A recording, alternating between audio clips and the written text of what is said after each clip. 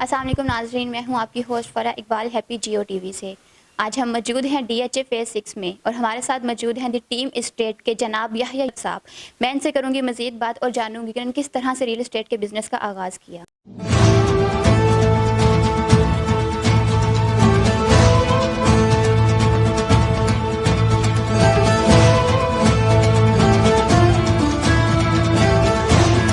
السلام علیکم۔ جی وعلیکم السلام، کیسے ہیں آپ؟ ٹھیک ہیں؟ الحمدللہ میں ٹھیک، آپ کیسے ہیں؟ میں اللہ کا شکر بالکل ٹھیک ہوں۔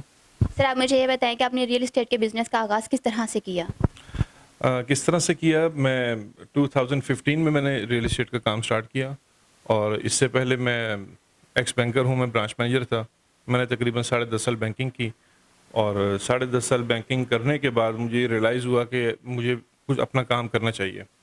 اس کی 2-3 ریزنس تھیں اس بزنس میں آنے کی، اور ایک تو یہ کہ اگر میں جو میری جاب تھی میری جاب میں صرف میں اور میری فیملی جو تھی اس کی بینیفیشری تھی، اور اس میں میں کسی کی ہیلپ جو اپنے حد تک کر سکتا تھا، بٹ میرے ساتھ کچھ لوگ ایسے ایسوسیٹ نہیں تھے کہ جن کی وجہ جو میری وجہ سے وہ بزنس کر سکے۔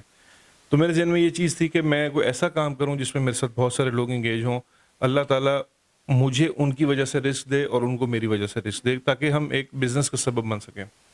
اور پھر secondly as a branch manager جو آنے کی وجہ تھی یا جو آنے کی ریزن بنی وہ یہ تھی، ایز اے برانچ مینیجر وہ کہتے ہیں ملا کی دوڑ مسجد تک، تو میرے جتنے بھی ڈپازٹر تھے، جو میرے کلائنٹ تھے، جو میرے اکاؤنٹ ہولڈر تھے، وہ زیادہ تر ریئل اسٹیٹ والے تھے۔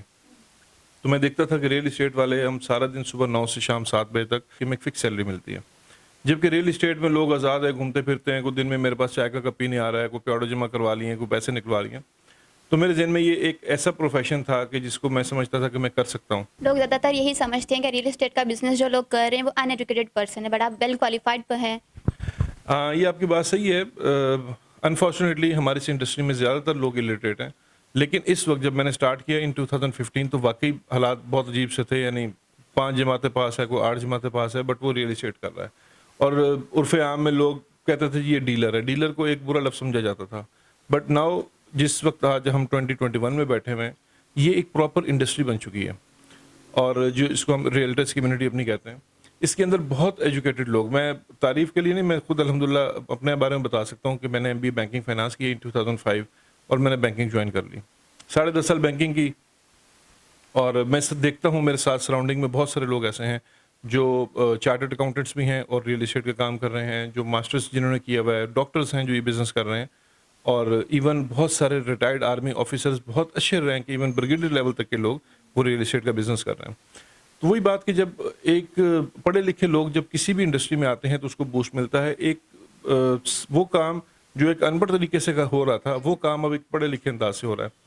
اس میں آپ دیکھ سکتے ہیں زمین.com، یعنی زمین خریدنے کے لیے لوگ پہلے فیتے لے کر جاتے تھے، زمین ماپتے تھے، وہ والا کام تھا، لیکن آج آپ ایک ہر بندے کے ہاتھ میں اسمارٹ فون ہے، 5 10 15 قسم کی کمپنیز ہیں، مارکیٹنگ کمپنیز ہیں، پورٹلز ہیں جس میں زمین.com ہے، اعلان ہے، ABC، بہت سارے نام ہیں، یعنی ابھی سب چیزیں ڈیجیٹل کی طرف جا رہی ہیں۔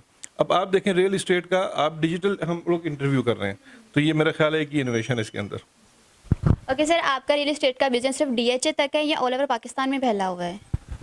ہاں فی الحال تو دیکھیں ہمارا آفس تو DHA میں مین آفس جو ہے، اس کے بعد DHA کی جو سراؤنڈنگ میں جس طرح اسٹیٹ لائف سوسائٹی آتی ہے، HBFC سوسائٹی آتی ہے، اور جو اچھے نام ہے گرین سٹی ہے، ہم لوگ اس کا بزنس بھی کرتے ہیں، اور کچھ پروجیکٹس جو ہیں وہ ہم نے آؤٹ آف لاہور یا آؤٹ آف DHA بھی کیے ہیں، جس میں ابھی آپ نے دیکھا ہوگا TV کے اوپر بھی بہت اس کی ایڈس وغیرہ چل رہے تھے، النور اورچرڈ ویسٹ مرینا کی، الحمدللہ وہ پوری ڈیل ہم نے کی۔ اس کے بعد اسلام آباد میں اسلام آباد کوآپریٹو ایک ہاؤسنگ سوسائٹی کا پروجیکٹ تھا، وہ ہم نے کیا۔ DHA گجرانوالہ کا کام کیا جب اس کی لانچنگ ہوئی 5 مرلہ کی بیلٹنگ وغیرہ۔ تو اچھا بزنس، اچھا گروپ جہاں پر بھی ہوگا ہم اس کے لیے کام کریں گے، لیکن اس وقت ہم DHA لاہور میں بیٹھ کے یہ بات کر رہے ہیں۔ آپ کے پاس کتنے لوگوں کی ٹیم کام کر رہی ہے؟ میرے پاس اس وقت 22 کے قریب سٹاف ہے، اور یہ ٹیم کا نام اسی کانسیپٹ کے ساتھ رکھا گیا تھا کہ یہ جو بھی انسان کام کرے وہ ایک ٹیم ورک ہے، اکیلے انسان کی کوئی حیثیت نہیں ہے۔ میں سمجھتا ہوں کہ اکیلا ایک ہوتا ہے اور 2 11 ہو جاتے ہیں، تو نام بھی اسی لیے رکھا ہے، یہ بڑا یونیک نیم ہے۔ لوگ پوچھتے ہیں کہ یار یہ آپ نے کہاں سے سوچا، تو اٹس ٹیم ورک، اور یہ ٹیم ورک کے ساتھ ہی سب چیزیں ہیں۔ اگر ایک بندہ ایک وقت میں ایک جگہ پر جا سکتا ہے، جبکہ ہمارا ریئل اسٹیٹ کا کام ایسے ہے کہ آپ کو ایک بندے کو بہت سارے کام کرنے ہوتے ہیں، تو اس میں ہم بیک اپ کے اوپر ایک کے ساتھ دوسرا بندہ اس کا بیک اپ ہے, اگر میں موجود نہیں ہوں تو میرے بیک اپ میں دوسرا بندہ, اگر کوئی کلائنٹ میرے آفس میں آتے ہیں ان کو ڈیل کرتا ہے.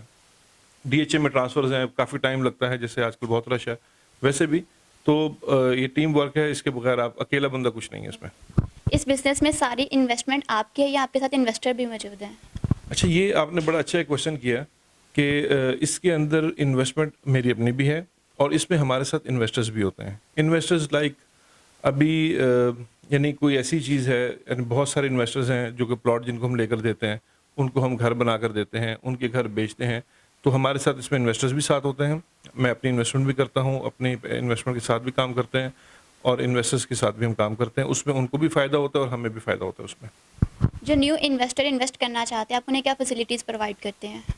دیکھیں, اس میں وہی بات آ گئی پڑھے لکھے والی اور ان پڑھ والی, کہ ہم ایسا نہیں ہے کہ میرے پاس ایک پلاٹ ہے اور میں اپنے انویسٹر سے کہوں گا سر آپ یہی لے لیں. ہم ایسا نہیں کرتے ہیں. ہم پوری ایک فیزیبلٹی دیتے ہیں کہ اگر آپ ہمارے کہنے پر یہ پلاٹ لیں گے اس کی یہ کاسٹ آئے گی, اس کے اوپر اگر ہم گھر بناتے ہیں تو اس کی یہ کاسٹ آئے گی, اور ٹینٹیٹیو ایک پروفٹ ہم اس گھر کے اوپر یہ ارن کر سکتے ہیں after 6 month 1 year what ever جو بھی سائز ہے گھر کا اس حساب سے. تو ایک پوری فیزیبلٹی بنا کر ہم ڈسکس کرتے ہیں, اور اگر تو وہ ان کو سمجھ میں آتی ہے, اور جو کہ میرے خیال میں آج جس طرح جو اس وقت پاکستان گورنمنٹ ہے وہ پروموٹ کر رہی ہے کنسٹرکشن انڈسٹری کو, اس کی ریزن بہت اچھی ہے. میں اس لیے نہیں کہہ رہا ہوں اچھی ہے کہ میں ریئل اسٹیٹ میں ہوں, میں اس لیے کہ اس انڈسٹری کے اندر اگر 1 کنال کا گھر بنتا ہے تو کم از کم 25-30 کے قریب مزدور اس کے اندر انوالو ہوتے ہیں. ان کی لیبر جنریٹ کی جاتی ہے, ان کی اللہ تعالیٰ کی طرف سے. دیکھیں, اگر میں گھر بنا رہا ہوں اور میرے گھر میں 25 مزدور کام کر رہے ہیں, رزق ان کو اللہ کی ذات دے رہی ہے, سبب وہ پروجیکٹ بن رہا ہے. پھر اس کے اندر آپ کا جتنے بھی اکوپمنٹس یوز ہوتے ہیں, لائک آپ کی سینیٹری ہے, آپ کی ووڈ ورک ہے, آپ کا ٹائل ورک ہے, یعنی اس کے اندر جس طرح عمران خان صاحب نے کئی بار کہا کہ مور دین 60 انڈسٹریز انوالو ہوتی ہیں, بھٹے سے لے کر سریا ہو گیا, سیمنٹ ہو گیا. تو میرے خیال میں آپ یہاں سے حساب لگائیے کہ جو سیمنٹ کی پیکنگ ہے وہ بھی کسی نے بنائی ہے, اس کا بھی مال بک رہا ہے, اس کے گھر میں بھی روزگار جا رہا ہے.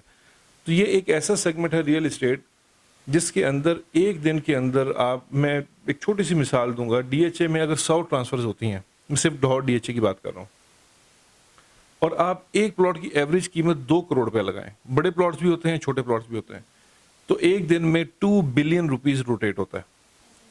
2 بلین کی اگر آپ 1% کمیشن بائر کی ذہن میں رکھیں اور 1% سیلر کی رکھیں تو 2 کروڑ روپے بائر کمیشن دے رہا ہے اور 2 کروڑ روپے سیلر کمیشن دے رہا ہے. یہ میں صرف ریئلٹرز کی بات کر رہا ہوں. اور اب وہ 2 کروڑ میں سے بہت سارے لوگ ہیں, ڈیلرز جتنے بھی جنہوں نے یہ ٹرانسفر کروائی ہیں, اب ڈیفینیٹلی جب ان کے گھر میں پیسے آتے ہیں تو وہ اسے بائنگ کرتے ہیں, اور اس سے آپ اپنے گھر کی گروسری کرتے ہیں, گروسری اسٹور والے کا کام چلتا ہے, اس سے آپ گاڑی خریدتے ہیں, گاڑی والے کا شو روم والے کا کام چلتا ہے, آپ بچوں کے کپڑے خریدتے ہیں, کپڑوں والوں کا کام چلتا ہے. کہنے کا مقصد یہ ہے اس انڈسٹری میں ڈیلی بلینز کی ٹرانزیکشن ہوتی ہے. آپ ایک کریانے کی دکان میں بلین کی ٹرانزیکشن نہیں کر سکتے ایک دن میں, جبکہ اس انڈسٹری میں کر سکتے ہیں. یعنی جتنی بڑا والیوم ہوگا اس کا پروفٹ اتنا ہی زیادہ ڈیوائڈ ہو رہا ہوگا اور کیلکولیٹ بھی اسی طرح ہوگا.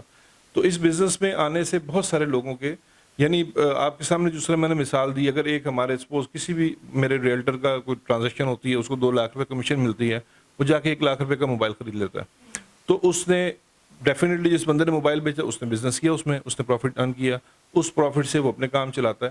تو بڑے والیوم کا یہ ایک ایسا بزنس ہے جس کے اندر ڈیلی بلینز کی بلکہ ٹریلینز کی ڈیلز ایک دن میں کی جا سکتی ہیں, اور ہوتی ہیں. اس میں یہ کوئی بڑی یعنی عجیب بات نہیں, یہ ہوتی ہیں.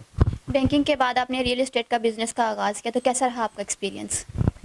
میرا ایکسپیرینس جی, میں سب سے پہلے تو اللہ کا جتنا شکر ادا کروں کہ اللہ تعالیٰ نے مجھے جاب سے نکال کر بزنس کی طرف لے کر آئے, اور میرا ایکسپیرینس بہت اچھا رہا. اور میں یہ سمجھتا ہوں, بلکہ یہ میں ہر اس بندے کو یہ کہنا چاہتا ہوں جو بندہ جاب کر رہا ہے, میری یہ سینگ ہے اور یہ میں اکثر جگہ پر کہتا ہوں کہ جس بندے کو اللہ نے ہاتھ, پیر, آنکھیں, دماغ اس کام صحیح دیا ہے اس کو جاب نہیں کرنی چاہیے, اس کو بزنس کرنا چاہیے. وہ کوئی بھی بزنس کر لے. یہ حدیث پاک کا مفہوم ہے کہ تجارت میں اللہ تعالیٰ نے 90% نفع رکھا ہے اور ملازمت میں 10 رکھا ہے. یہ اگر آپ ملازمت میں پورے حاصل کرتے ہیں تو آپ نے 10 حاصل کیے, اور تجارت میں اگر آپ نے آدھے بھی حاصل کیے تو وہ 45 بنتے ہیں. تو میں اپنے یوتھ سے یہ کہوں گا, آپ اپنی ایجوکیشن لیں, آپ ماسٹرز کریں, آپ ڈاکٹر بنیں, آپ انجینئر بنیں, بٹ اس کو اپنا نوکری کا مقصد مت بنائیں. آپ کا ذہن یہ ہونا چاہیے, چاہے چند سال نوکری کریں, بٹ الٹیمیٹلی آپ بزنس کی طرف جائیں. ہم اپنے ملک جو ہمسایہ ملک ہے چائنا کو دیکھ لیں کہ وہ پچھلے 50 سال سے جابس کریٹ کر کے وہ اتنا ترقی نہیں کی, وہ بزنس اس نے کریٹ کیے, ہر بندے نے بزنس کیا. یعنی پوری دنیا میں جہاں پر بھی چلے جائیں آپ کو چائنیز پروڈکٹ ملتی ہے. تو بزنس اورینٹڈ ہونا چاہیے, چاہے آپ کی کوئی بھی ایجوکیشن ہو, جتنی زیادہ ایجوکیشن ہو اتنا آپ اچھا بزنس کر سکتے ہیں. اوکے سر, آپ یہ بتائیں کہ جو لوگ آپ سے کانٹیکٹ کرنا چاہیں کہ سوشل لنکس کیا ہیں جن سے لوگ آپ سے کانٹیکٹ کر سکتے ہیں؟ دیکھیں جو کانٹیکٹس کی بات ہے, دا ٹیم اسٹیٹ کے نام سے فیس بک پیج بھی ہے, اور میرا نمبر آپ لنک میں دے سکتے ہیں. اور ریمیننگ جو آپ کے کویشچن ہے اس میں میں ایک اور گزارش کروں گا لوگوں سے, جو بھی اگر ایک بندہ ہے وہ اس کے پاس کہیں سے فنڈز آتے ہیں, وہ کوئی چیز بائی کرنا چاہتا ہے, ڈی ایچ اے کی میں بات کرتا ہوں, تو سب سے پہلے دیکھیں یہاں پر اس وقت تقریباً 2500 آفیسز ہیں, 700 تقریباً رجسٹرڈ ہیں ڈی ایچ اے کے ساتھ. تو سب سے پہلے آپ کسی کے ساتھ بھی اگر بزنس کریں, بائی کریں کسی سے کوئی چیز, کسی بھی ریلٹر سے, یا اس کو سیل کریں اپنی پروڈکٹ, اپنا پلاٹ, اپنی پراپرٹی, تو یہ جان لیں کہ وہ ڈی ایچ اے کے ساتھ رجسٹرڈ ہے یا نہیں ہے. ہماری جو کمپنیز رجسٹرڈ ہیں ڈی ایچ اے میں ہماری اسٹیمپ لگتی ہے, اس کے بغیر ٹرانسفر نہیں ہوتی, اور اس ٹرانسفر کا ذمہ دار وہ ریلٹر اور وہ کمپنی ہوتی ہے. لوگ ڈی ایچ اے کے اوپر اعتماد اسی لیے کرتے ہیں کہ ڈی ایچ اے کا چیک ان کے اوپر بہت زیادہ ہے. تو میں یہ چاہوں گا, نمبر آپ میرے ڈسکرپشن میں دیکھ سکتے ہیں, آپ مجھ سے رابطہ کرنا چاہیں اس نمبر کے اوپر, میں 24/7 اویلیبل ہوں. واٹس ایپ اسی نمبر کے اوپر ہے. اور باقی اگر آپ کسی اور کے ساتھ کام کرنا چاہیں تو سب سے پہلے یہ دیکھ لیجئے کہ وہ رجسٹرڈ ہے ڈی ایچ اے کے ساتھ یا نہیں. اس کا بہت ایزی طریقہ ہے کہ آپ ڈی ایچ اے کی ویب سائٹ پر جائیے, اس کے اندر رجسٹرڈ ڈیلرز کی لسٹ موجود ہے, آپ اس میں سے کسی سے بھی آپ کام کر سکتے ہیں. جی ناظرین, یہ تھا ہمارا آج کا پروگرام. امید کرتی ہوں آپ کو پسند آیا ہوگا. ہم نے گفتگو کی دی ٹیم اسٹیٹ کے سی ای او جناب یحییٰ صاحب سے. مزید ایسے پروگرامس دیکھنے کے لیے چینل کو لائک کریں, سبسکرائب کریں اینڈ شیئر کریں, اور اسی کے ساتھ بیل آئیکن کے بٹن کو پریس کریں تاکہ نئی آنے والی ویڈیو سے آپ اپڈیٹ ہوتے رہیں. مجھے دیجیے اجازت, آپ کی host Farah Iqbal, happy Geo T V سے.